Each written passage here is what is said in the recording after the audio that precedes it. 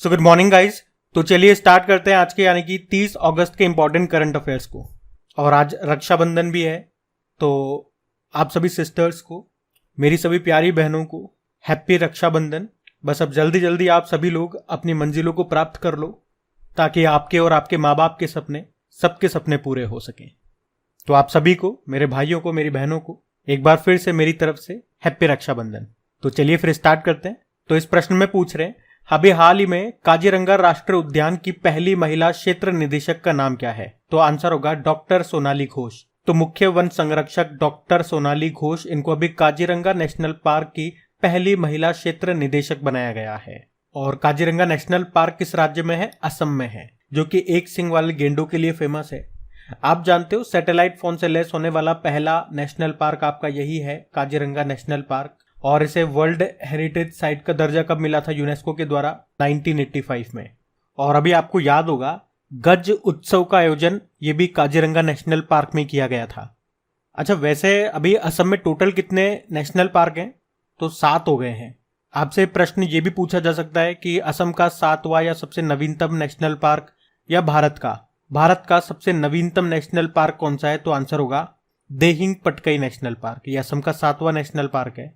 उससे पहले यहाँ का 6ठा नेशनल पार्क बना था रायमोना नेशनल पार्क।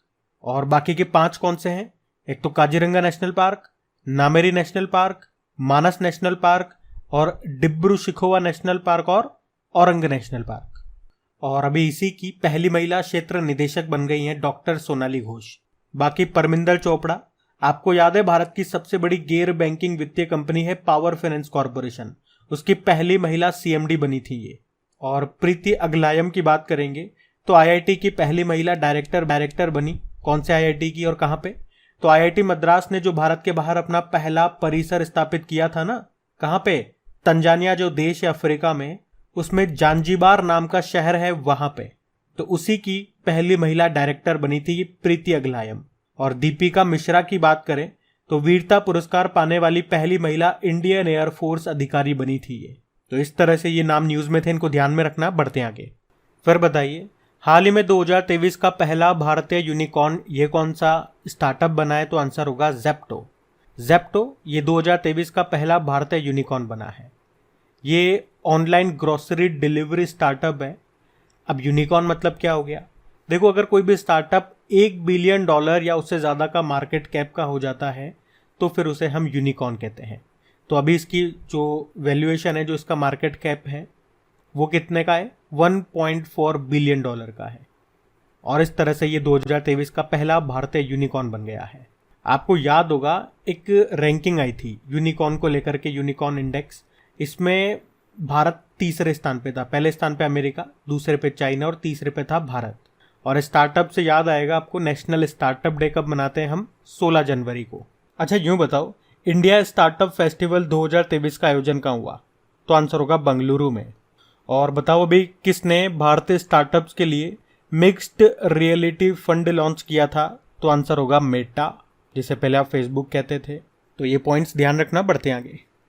चलिए फिर बताइए, हाल ही में पहली बार कर्नाटक सांस्कृतिक महोत्सव का आयोजन ये कहाँ पे किया गया? तो आंसर होगा श्रीलंका में। तो बात कर रहे हैं यहाँ पे कर्नाटक सांस्कृतिक महोत्सव की, जिसका आयोजन कहाँ पे किया गया? श्रीलंका में। श्रीलंका में पहली बार इसका आयोजन हुआ है। और यह कार्यक्रम भारतीय अंतर्राष्ट्रीय सांस्कृतिक परिषद और कोलंबो के स्वामी विवेकानंद सांस्कृतिक केंद्र के सहयोग से इसका आयोजन हुआ। अच्छा, कुछ इंपॉर्टेंट उत्सव मैं आपको यहाँ पे रिवाइज कराता हूँ जो न्यूज़ में रहते हैं अक्सर। जैसे कि अभी चिथिरई महोत्सव आपने सुना होगा, तमिलनाडु में मनाया गया। लोसर फेस्टिवल ये मनाया जाता है लद्दाख में। अभी अंतर्राष्ट्रीय गीता महोत्सव का आयोजन कहाँ हुआ था? हरियाणा में, हरियाणा के कुरुक्षेत्र में। लूसा फोन महोत्सव पूछे तो आंसर होगा गोवा। संगाई फेस्टिवल का आयोजन होता है मणिपुर में।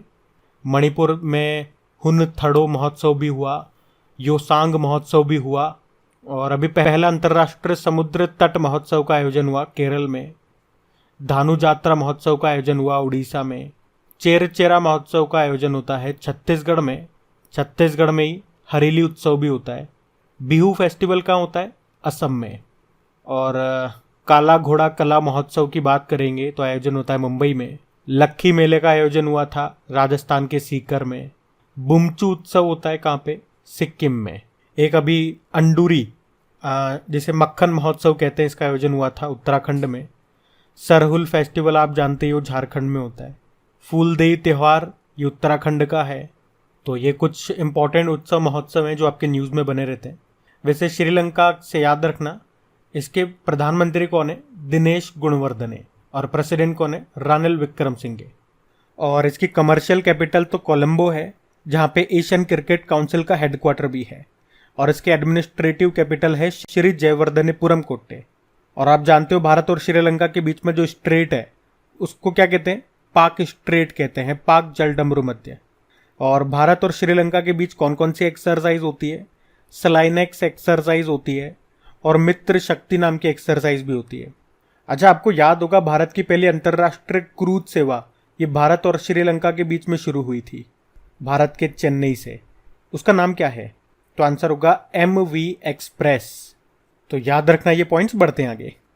चलिए फिर बताइए, हाल ही में सबसे स्वच्छ जिले को पुरस्कृत करने के लिए मोदी अवार्ड कौन शुरू करेगा? तो आंसर होगा असम। तो अभी असम सरकार ने कहा है कि वे सबसे स्वच्छ जिले को पुरस्कृत करने के लिए मोदी अवार्ड शुरू करेगा।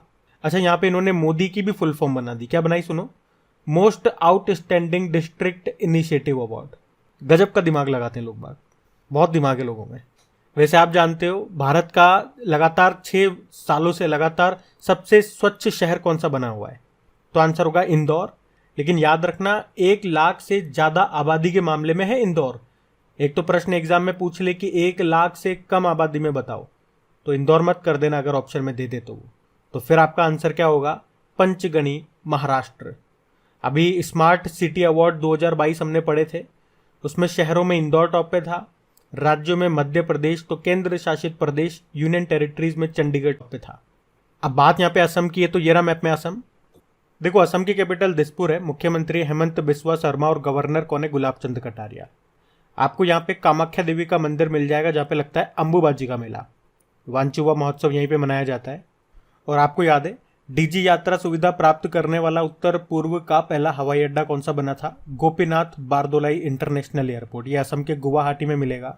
और वैसे गोपीनाथ बारदोलाई से याद रखना, आधुनिक असम का संस्थापक इनको कहा जाता है। और अभी बैडमिंटन के लिए राष्ट्रीय उत्कृष्टता केंद्र एक्सेलेंस सेंटर कहाँ पे स्थापित हुआ? गुवाहाटी में। और अभी अमृत वृक्ष आंदोलन एप्लीकेशन लॉन्च हुआ था असम में। और उत्तर पूर्वी राज्य की पहली वंदे भारत ट्रेन ये असम में ही शुरू हुई थी, असम के गुवाहाटी से पश्चिम बंगाल के न्यू जलपाईगुड़ी के बीच। और देश का पहला अंतर्राष्ट्रीय मल्टी मॉडल लॉजिस्टिक पार्क बनेगा असम में ही। तो ध्यान रखना, ये पॉइंट्स बढ़ते हैं आगे। चलिए फिर बताइए, अंतर्राष्ट्रीय दृष्टिबाधित विश्व खेल 2023 में Indian blind women cricket team ने कौन सा पदक जीता? तो आंसर होगा गोल्ड मेडल। अच्छा, इन गेम्स का आयोजन कहाँ पे हुआ? इंग्लैंड के बर्मिंघम में। फाइनल भारत और ऑस्ट्रेलिया के बीच में हुआ और भारत इसमें विजेता रहा, ऑस्ट्रेलिया उप विजेता रहा। और मैं आपको ये भी बता दूं कि इन अंतर्राष्ट्रीय दृष्टिबाधित विश्व गेम्स में महिला क्रिकेट टीम को पहली बार शामिल किया गया और पहली बार में ही भारत इसमें विजेता रहा महिलाओं में। जबकि इस चैंपियनशिप में भारतीय पुरुष टीम की बात करें तो उसने सिल्वर जीता। अच्छा, आपको याद है अभी भारत की पहली नेत्रहीन महिला क्रिकेट टीम के कप्तान कौन बनी थी? सुषमा पटेल, वो मध्य प्रदेश की हैं। और अभी अंधता नियंत्रण नीति राइट टू साइट पॉलिसी को लागू करने वाला पहला राज्य बना था कौन? राजस्थान। और आरबीआई ने दृष्टिहीन लोगों के लिए किस नाम से एक मोबाइल एप्लीकेशन लॉन्च किया था ताकि वो करेंसी नोट को पहचान सकें? तो आंसर होगा मनी। अच्छा, ये बताओ, दृष्टिबाधित लोगों के लिए भारत का पहला इंटरनेट रेडियो अक्ष ये कहाँ पे लॉन्च हुआ था? नागपुर में। अच्छा, आपको याद होगा अभी 2022 के लास्ट में T20 world cup for blind ये भारत में हुआ था और इसको भारत ने जीता था और इसमें ब्रांड एम्बेसडर बने थे युवराज सिंह। तो ये पॉइंट्स भी याद रखना, बढ़ते हैं आगे। चलिए फिर बताइए, हाल ही में जारी जल शक्ति मंत्रालय की लघु सिंचाई गणना के अनुसार सर्वाधिक लघु सिंचाई योजनाएं ये किस राज्य में है? तो आंसर होगा उत्तर प्रदेश। तो अभी जल शक्ति मंत्रालय ने लघु सिंचाई योजनाओं पर अपनी 6ठी गणना रिपोर्ट को जारी किया है। रिपोर्ट के अनुसार भारत में 23.14 मिलियन लघु सिंचाई योजनाएं हैं, जिनमें से 21.93 मिलियन भूजल और 1.21 मिलियन सतही जल योजनाएं हैं। और रिपोर्ट के अनुसार देश में सबसे अधिक लघु सिंचाई योजनाएं ये उत्तर प्रदेश में है। इसमें दूसरे स्थान पे महाराष्ट्र है तो तीसरे स्थान पे मध्य प्रदेश है। और इसी बात से आपको याद आएगा, कुछ समय पहले इसी साल जल शक्ति मंत्रालय ने जल निकायों यानी कि वाटर बॉडीज की पहली गणना जारी की थी, जिसमें बताया था कि सबसे ज़्यादा जल निकाय यानी कि वाटर बॉडीज ये किस राज्य में है, तो आंसर होगा पश्चिम बंगाल में, और सबसे कम है सिक्किम में। वैसे हमारे जल शक्ति मंत्री कौन है? गजेंद्र सिंह शेखावत है, तो ये ध्यान रखना आप। बढ़ते हैं आगे। चलिए फिर बताइए, हाल ही में एनसीईआरटी द्वारा कक्षा 7 की अंग्रेजी पाठ्य पुस्तकों में शामिल अध्याय का शीर्षक क्या है? तो आंसर होगा हमारे बहादुर सैनिकों को श्रद्धांजलि। तो अभी एनसीईआरटी ने स्कूली बच्चों में देशभक्ति, कर्तव्य के प्रति समर्पण, साहस और बलिदान के मूल्यों को विकसित करने के उद्देश्य से कक्षा 7 की अंग्रेजी पाठ्य पुस्तक में राष्ट्रीय युद्ध स्मारक पर एक अध्याय शामिल किया है, जिसका टाइटल है हमारे बहादुर सैनिकों को श्रद्धांजलि। अच्छा, एनसीईआरटी से आपको कुछ याद आएगा। अभी एनसीईआरटी ने पाठ्य पुस्तक संशोधन क्लास तीसरी से लेकर 12वीं के लिए किसकी अध्यक्षता में 19 सदस्यीय पैनल का गठन किया था? महेश चंद्र पंत का। और एनसीईआरटी के निदेशक डायरेक्टर कौन है? तो आंसर होगा दिनेश प्रसाद सकलानी। अच्छा, वैसे भी शिक्षा मंत्रालय ने नया पाठ्यक्रम ढांचा भी लॉन्च किया था, जिसमें कहा था कि साल में बोर्ड की 2 बार परीक्षाएं होंगी और 11वीं और 12वीं में 2 भाषाएं अब आपको चुननी होंगी, जिसमें से कम एक भारतीय भाषा होनी चाहिए। और उससे पहले प्रधानमंत्री जी ने प्रधानमंत्री श्री योजना को शुरू किया था। श्री का मतलब पूछ ले तो स्कूल्स फॉर राइजिंग इंडिया।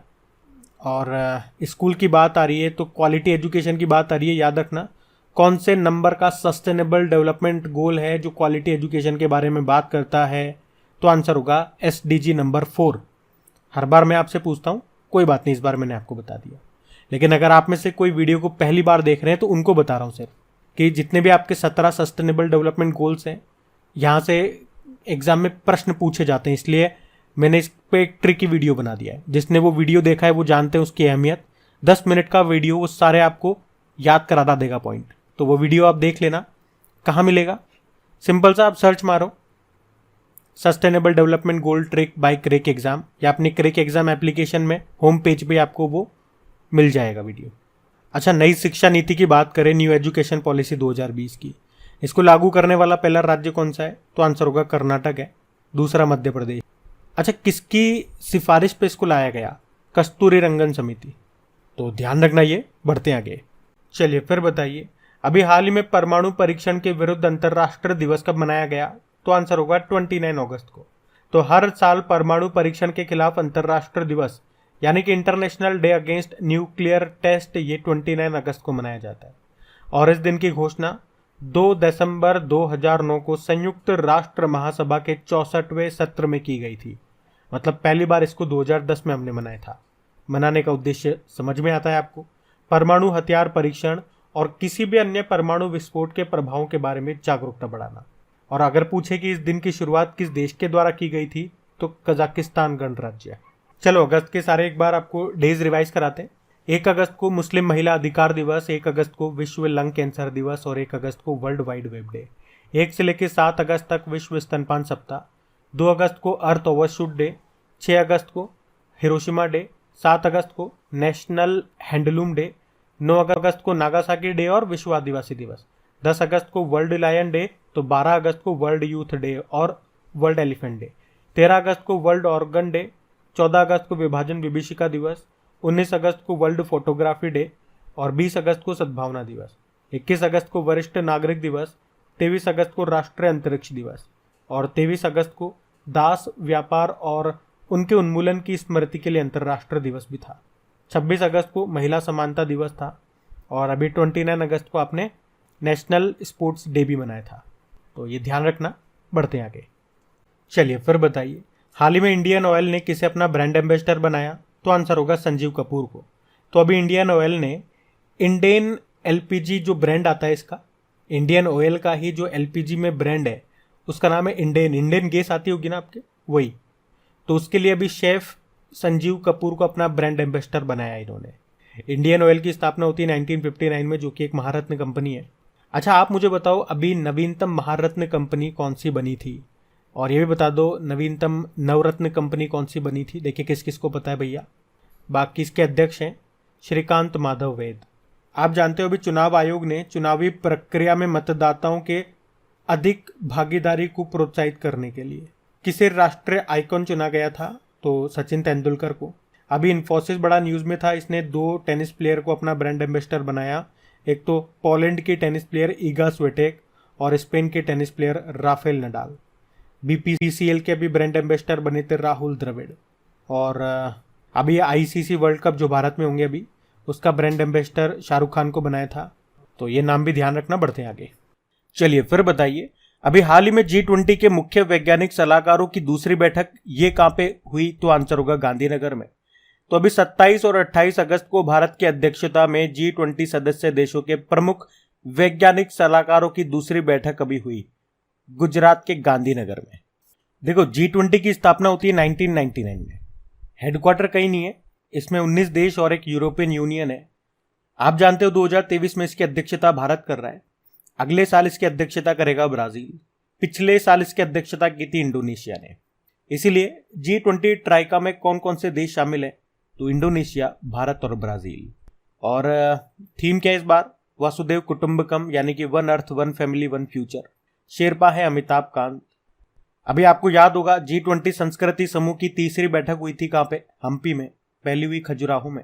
रोजगार समूह की पहली बैठक हुई जोधपुर में।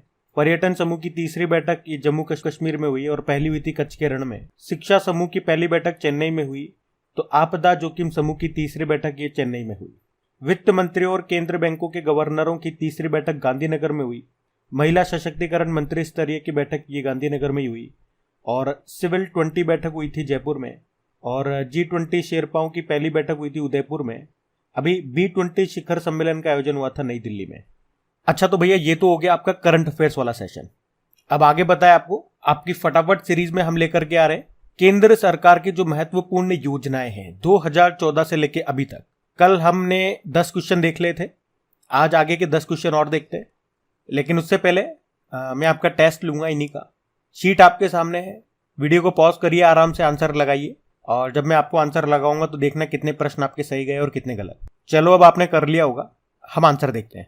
तो इसमें आपसे पूछ रहे हैं कि सुकन्या समृद्धि योजना ये हमने शुरू की थी 22 जनवरी 2015 को। और इसका उद्देश्य क्या है, बालिकाओं के प्रति परिवार के दृष्टिकोण में परिवर्तन करके उनके नाम से बचत को प्रोत्साहित करना। अगली है प्रधानमंत्री मुद्रा योजना, ये शुरू हुई थी 2015 में। तो इसमें क्या होता है, जो छोटे कारोबारी होते हैं उनको 50,000 रुपये से लेकर 10 लाख रुपए तक का लोन दिया जाता है। और किस मंत्रालय के अंतर्गत आती है ये योजना, तो MSME मंत्रालय, माइक्रो स्मॉल मीडियम एंटरप्राइजेस। अगली है उजाला योजना, ये शुरू हुई थी 2015 में। इसमें जो LED बल्ब है वे कम मूल्य में बांटे गए थे। फिर पूछ रहे हैं अटल पेंशन योजना, इसकी भी शुरुआत होती है 2015 में। इसमें क्या है, अगर आपकी उम्र 18 साल से 40 साल तक है तो आप प्रीमियम, जो भी मिनिमम प्रीमियम है वो भरना शुरू कीजिए। और उसके बाद 60 साल के बाद आपको पेंशन मिलना शुरू होगी। और ये योजना अंतर्गत आती है वित्त मंत्रालय के अंतर्गत। अगली है प्रधानमंत्री जीवन ज्योति बीमा योजना, ये भी शुरू होती है 2015 में। और इसमें 18 से 50 वर्ष तक के लोगों के लिए 2 लाख रुपए का जीवन बीमा होता है। और इसमें सालाना प्रीमियम कितना देना होता है आपको, 330 रुपये। और ये योजना भी वित्त मंत्रालय फाइनेंस मिनिस्ट्री के अंदर आती है। फिर है प्रधानमंत्री सुरक्षा बीमा योजना, ये भी शुरू होती है 2015 में। और इसमें आपको एक्सीडेंटल बीमा मिलता है, कितना, 2 लाख रुपए का। और ये जो सुरक्षा बीमा है ये 18 वर्ष से लेके 70 वर्ष आयु तक के लोगों के लिए है। इसमें प्रीमियम की अगर बात करेंगे तो शुरुआत में इसमें साल का 12 रुपये देना पड़ता था मात्र, लेकिन अभी 1 जून 2022 के बाद में ये प्रीमियम साल का 20 रुपये कर दिया गया। ये करंट का प्रश्न भी बन गया देखो आपका, कि प्रीमियम बढ़ा के कितना कर दिया, कब कर दिया, वो भी मैंने आपको बता दिया। फिर बताइए स्मार्ट सिटी योजना, ये भी शुरू होती है 2015 में।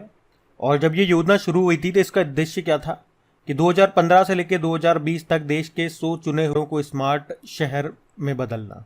शहरी विकास मंत्रालय के अंतर्गत आती है ये योजना। अगली है अमृत योजना, यहाँ पे अमृत का फुल फॉर्म है Atal mission for rejuvenation and urban transformation. ये भी 2015 में शुरू हुई थी। और इसका उद्देश्य क्या है, और इसका उद्देश्य क्या था? 1 लाख से अधिक जनसंख्या वाले 500 से अधिक शहरों में सभी आधारभूत सुविधाओं का विकास करना। और यह आती है आवास व शहरी विकास मामलों के मंत्रालय के अंतर्गत। इसके बाद एक अमृत 2.0 योजना भी शुरू हुई। तो ये शुरू हुई थी अक्टूबर 2021 में। फिर है प्रधानमंत्री आवास योजना शहरी, ये भी 2015 में शुरू हुई थी। अब आप लोग बताओ कि इन 10 में से आपके कितने प्रश्न बिल्कुल सही थे। तो कल 10 क्वेश्चन हमने कर लिए, मतलब 2014 में जो जो योजनाएं आई थी वो आज 2015 वाली लगभग हमने निपटा दी। बाकी इस तरह से धीरे धीरे बढ़ेंगे, 2-4 दिन में हम लगभग सारी इंपॉर्टेंट योजनाएं कवर कर लेंगे। तो सेशन अच्छा लगता है तो इसे आपको शेयर ज़रूर करना है, अपने दोस्तों तक ज़रूर पहुंचाना है। क्योंकि अगर आपके दोस्त लोग मैसेज करते हैं कि पहली बार आपका वीडियो देखा, हमें हमारे दोस्त ने आपका नाम लेकर के बताते हैं हमारे इस दोस्त ने शेयर किया, बड़ा अच्छा लगा, तो मुझे भी मोटिवेशन मिलता है। तो मुझे भी लगता है कि यार आप लोग अपना समझते हो, इसे शेयर करते हो अपने यारों के साथ, दोस्तों के साथ, तो मुझे आपके लिए और ज़्यादा मेहनत करनी है। चलो अभी कल के करंट अफेयर्स का भी मैं आपको रिवीजन करा दूं। तो पहला प्रश्न पूछा था, विश्व एथलेटिक्स चैंपियनशिप में स्वर्ण पदक जीतने वाले पहले भारतीय कौन बने? तो आंसर होगा नीरज चोपड़ा। फिर पूछा, भारत ने किस देश में आयोजित ब्राइट स्टार 2023 अभ्यास में पहली बार हिस्सा लिया? तो आंसर होगा इजिप्ट। फिर पूछा, राष्ट्रीय खेल दिवस मनाया 29 अगस्त। फिर पूछा, जिम्बाब्वे के दूसरी बार राष्ट्रपति बने एमरसन मंगांगवा। और फिर पूछा, अभी BWF विश्व बैडमिंटन चैंपियनशिप 2023 में HS प्रणय ने कौन सा पदक जीता? ब्रोंज। फिर पूछा, अभी वायु गुणवत्ता पूर्व चेतावनी प्रणाली अपनाने वाला तीसरा भारतीय शहर बना? कोलकाता। फिर पूछा, जयंत महापात्रा का निधन हो गया, वे क्या थे? साहित्यकार। फिर पूछा, अभी भारत और किस देश के बीच 5वें ऑस इंडेक्स 2023 का आयोजन हुआ? ऑस्ट्रेलिया। फिर पूछा, भारत प्रौद्योगिकी संस्थान मंडी के बोर्ड ऑफ गवर्नर के अध्यक्ष बने कौन? कंवलजीत सिंह ढिल्लों। फिर पूछा, डच ग्रैंड प्री 2023 का खिताब जीता मैक्स वर्स्टपन ने। अब कल का होमवर्क प्रश्न देखते हैं और सेशन एंड करते हैं। तो कल के वीडियो में आपसे पूछा था बैडमिंटन के लिए राष्ट्रीय उत्कृष्टता केंद्र कहाँ पे स्थापित किया गया? तो आंसर होगा गुवाहाटी। आप सभी ने प्रश्न का बिल्कुल सही उत्तर दिया। अब ये रहा आज का आपका होमवर्क प्रश्न।